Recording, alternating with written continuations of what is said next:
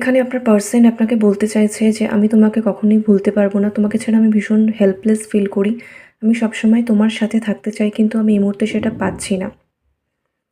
এবং তিনি আপনাকে বলছেন যে তিনি কিন্তু আপনার সাথে লাভ মেকিং করতে চান বা সেই বিষয়ে উনি ফ্যান্টাসাইজ করেন, কিন্তু পরিস্থিতিতে কিছু একটা নিশ্চয়ই আছে যেটার জন্য উনি বলছেন যে তিনি কিন্তু সমস্ত রকমের আশা হারিয়ে ফেলেছেন এই সম্পর্কের ক্ষেত্রে এবং সেই জন্যই কিন্তু তিনি এতটা হেল্পলেস ফিল করছেন।